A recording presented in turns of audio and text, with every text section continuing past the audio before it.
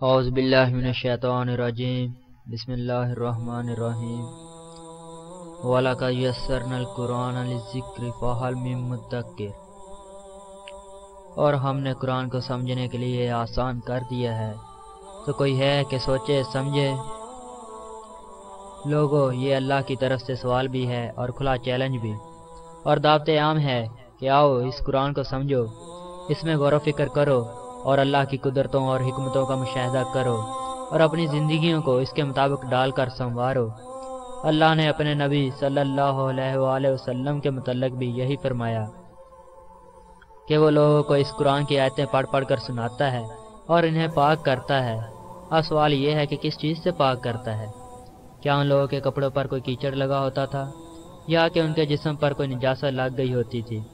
نہیں، بلکہ بات یہ تھی کہ اللہ قرآن میں کہتا ہے کہ مشرک پلید ہے، تو جب تک انسان خواہ وہ کافر ہو یا مسلمان، جب تک مشرک ہے وہ پلید ہے۔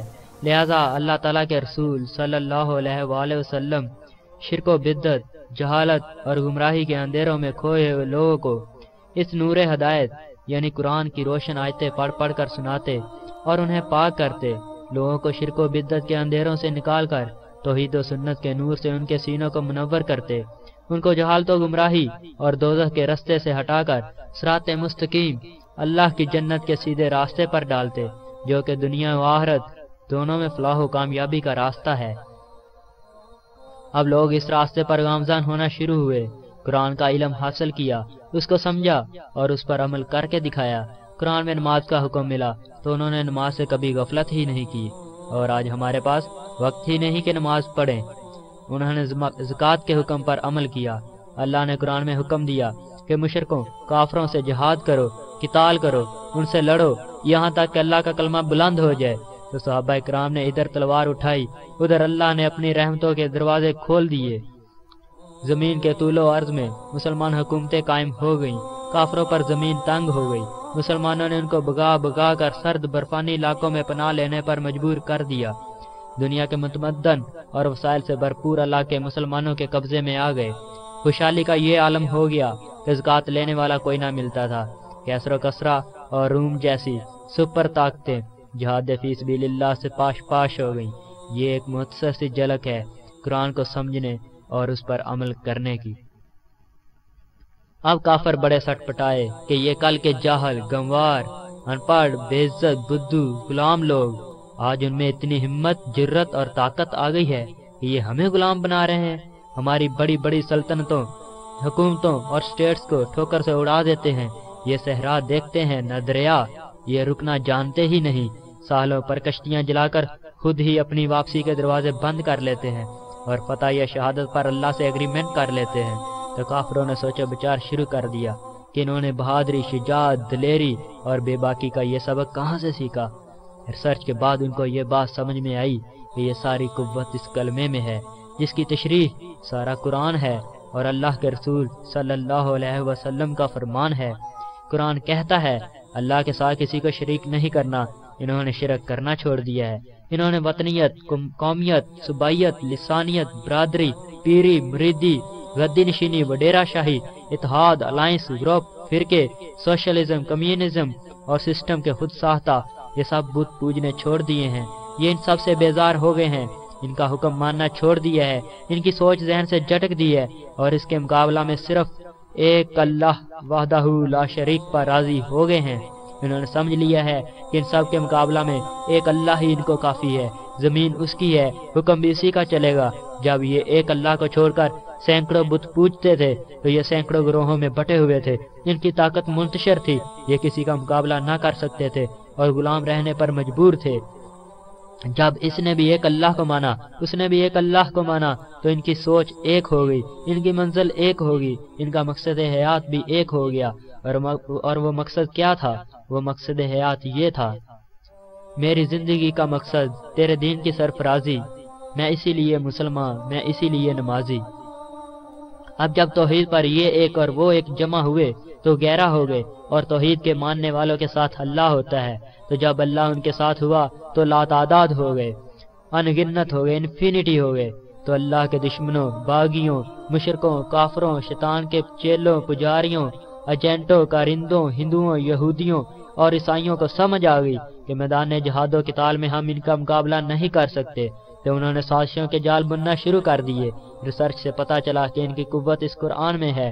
قرآن حکم دیتا ہے کہ کافروں، مشرکوں، اللہ کے دشمنوں، باغیوں سے جہاد و قتال کرو، ان کی گردنیں اڑاؤ، ان کو مارو، ان کو ذلیل کرو۔ اب وجہ کافروں کو مل گئی تو انہوں نے اس کا حل ڈھونڈنا شروع کیا۔ اللہ نے قرآن میں کہا، اور تم سب مل کر اللہ کی رسی کو مضبوطی سے پکڑے رہو اور تفرقے میں نہ پڑو۔ بس کافروں کا ہماری نبض پر ہاتھ آ گیا۔ انہوں نے ہم کو پھر ایک اللہ، ایک رسول، ایک قرآن سے سازشوں کے گورکھ دندے چلا کر ہٹا دیا۔ ہم کو پھر چھوٹے چھوٹے گروہوں میں بانٹ دیا۔ ہم کو پھر وہی وطنیت، صوبائیت، لسانیت، برادری، پارٹی، فرقہ کے بت پوجنے پر لگا دیا۔ تو پھر کیا ہوا؟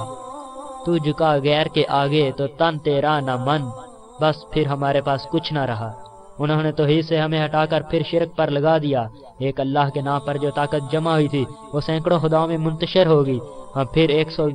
ہم پھر لاتعداد سے گیرہ اور گیرہ سے پھر ایک ہو گئے، اور ایک کا جو حشر ہوتا ہے وہ آپ کے سامنے ہے۔ ساری دنیا میں مسلمان ذلیل و خوار ہو رہے ہیں۔ ورلڈ بینک، IMF اور امریکہ بدماش سے بھیک مانگنے اور ان سے دب کر رہنے پر مجبور ہیں۔ ذلالت کی انتہا ہے کہ سردیوں کا موسم آتا ہے تو غریب مسلمان، مشرک، یہودی، عیسائی پلیدوں کی اترن لنڈے بازار سے پہننے پر مجبور ہیں۔ کسی مسلمان کی کوئی عزت ہی نہیں۔ لیکن اسلام کے ہوتے ہوئے، جہاد و قتال کے ہوتے ہوئے یہ حال نہیں ہو سکتا۔ اسلام ہو تو کافر غلام ہوتا ہے، وہ جزیہ کی تھیلی لے کر آتا ہے اور مسلمان بیٹھ کر کھاتا ہے۔ لیکن یہاں اسلام ہے کہاں؟ اسلام ہے کیا؟ اسلام قرآن اور حدیث پر عمل کرنے کا نام ہے۔ ہمیں دوسروں کو دیکھنے سے پہلے اپنے ہی گریبان میں جھانک کر دیکھنا چاہیے کہ کیا ہم میں اسلام ہے۔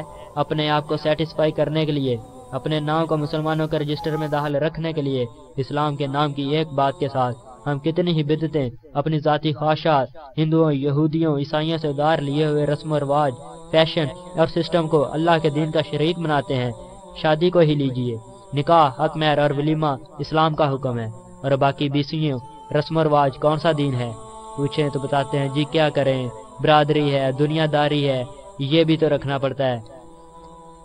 ہم پوچھتے ہیں اپنی ذاتی خواہش کے لیے ہم کتنے ہی اپنے رشتہ داروں کو ناراض کر لیتے ہیں، کتنے ہی رشتے توڑ لیتے ہیں، لیکن جب اللہ کا حکم ہوتا ہے تو ساتھ ہی ہمیں یاد آتا ہے برادری ہے، دنیا داری ہے، اور یہ بھی رکھنے پڑتے ہیں۔ اور ایک طرف اللہ کا حکم ہے اور ایک طرف ہماری ذاتی انا ہے۔ ذاتی انا کے لیے ہم اللہ کے حکم کو نیچے کر دیتے ہیں اور اپنی ذاتی انا کو اوپر کر لیتے ہیں۔ جب اللہ کا حکم نیچے ہو اور ذاتی انا، ذاتی خواہشات اور ذاتی دنیا داری، برادری، رسم و رواج اوپر ہوں تو اسلام کہاں رہ جاتا ہے؟ لیکن ہم پھر بھی مسلمان۔ سود کھلے عام چل رہا ہے۔ سود والے اپنا انجام سورہ بقرہ کی آیت 275 میں دیکھ لے کہ ہمیشہ ہمیشہ کی دوزخ کی آگ ہے۔ رشوت لینے والا بھی اپنے انجام سے باخبر ہو جائے، اور عورتیں بھی کہ پردے اور عصمت و عزت کی کے متعلق ان پر جو احکام لاگو ہوتے ہیں وہ ان کی جواب دہ ہیں۔ لوگوں، آنکھیں بند کرنے سے خطرہ ٹل نہیں جاتا۔ آخر ہم کب تک اپنے آپ کو دھوکہ دیتے رہیں گے؟ ہمیں اس بات پر خوش نہیں ہونا چاہیے کہ ہمارا نام مسلمانوں کے رجسٹر میں لکھا جاتا ہے، بلکہ فکر اس بات کی کرنی چاہیے کہ اللہ کے ہاں ہمارا نام کس خانے میں لکھا جاتا ہے۔ بات ہو رہی تھی کافروں نے ہم سے قرآن چھین لیا اور اس کی جگہ فحاشی و ریانی پر مبنی ناول، رسالے، میگزین، فلمیں، ڈرامے ہمیں دے دیے، ہماری برین واشنگ کر دی، ہماری سوچ بدل دی۔ یہ الیکٹرونک میڈیا، ڈشیں، سیٹلائٹ، یہ دن رات اسی کام میں لگے ہوئے ہیں۔ یہ ہے ہی کافروں کے ہاتھ میں۔ کوئی اسلام قرآن کا نام لے تو کہتے ہیں 21ویں صدی آ گئی اور تم پیچھے کو جا رہے ہو، بنیاد پرست ہو۔ اس قرآن میں آخر ہے ہی کیا؟ پرانے لوگوں کے چند قصے، کہانیاں، کمپیوٹر ایج ہے، ڈش سیٹلائٹ کا دور ہے، دنیا مریخ پر جا رہی ہے اور تم 1400 سال پیچھے جا رہے ہو۔ ایک سوال کا جواب دے، اگر یہ صرف قصے کہانیاں ہی ہوتے تو پھر دنیا میں جو عظیم انقلاب حضرت محمد صلی اللہ علیہ وآلہ وسلم نے اس قرآن پر عمل کر کے برپا کیا تھا، تو کوئی چھوٹے موٹے انقلاب کی ہی مثال دو جو کسی قصے کہانی کی وجہ سے رونما ہوا ہو۔ نہیں دے سکتے، کہاں سے دیں؟ کافروں نے جو سازش کی اس میں ہمارا بھی قصور ہے۔ ہم نے کہا تم چھینتے کیوں، ہم خود ہی دے دیتے ہیں۔ ہم نے قرآن کے ساتھ غیروں والا سلوک کیا۔ جس طرح اسلام اس قرآن سے نکل کر چلتے پھرتے انسانوں کی شکل میں پریکٹیکلی نظر آتا تھا، وہ اسلام نہیں رہا۔ ہم نے اسلام کو اپنے اندر سے نکالا اور واپس قرآن میں رکھ کر اس کو ٹھپ کر کے الماری کے سب سے اوپر والے خانے میں رکھ دیا۔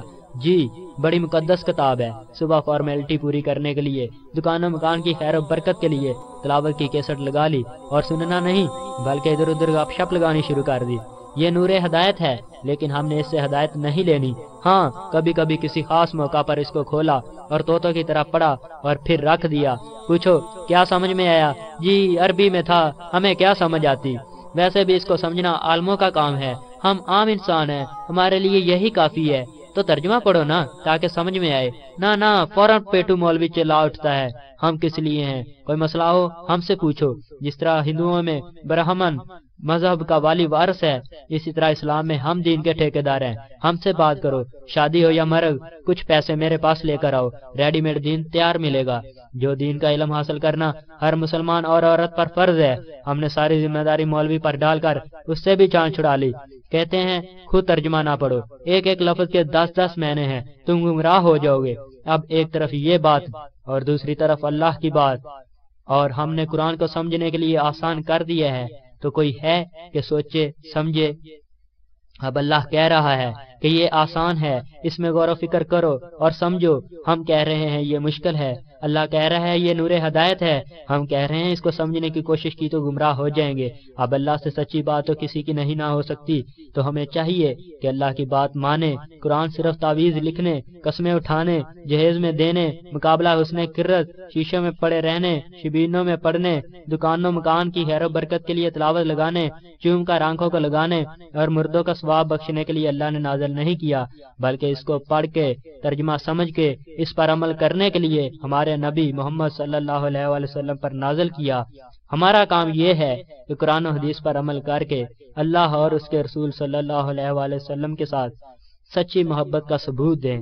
لوگوں اللہ سے ڈر جائیں اور آتی اللہ و آتی رسول کے ذریعے اس جہنم کی بڑھتی ہوئی آگ سے بچنے کی کوشش کریں کہ جس کا ایندھن انسان اور پتھر ہوں گے۔ دعوت عام ہے کہ اس نور ہدایت سے اپنے سینوں کو روشن و منور کریں اور جہاد فی سبیل اللہ سے ایک بار پھر اسلام کا جھنڈا ساری دنیا میں لہرا دیں۔ فضائے بدر پیدا کر فرشتے تیری نصرت کو، اتر سکتے ہیں اردو سے کتار اندر کتار اب بھی۔ اللہ تعالیٰ سے دعا ہے کہ ہم کو قرآن سمجھنے اور پھر اس پر عمل کرنے کی توفیق عطا فرمائے، آمین۔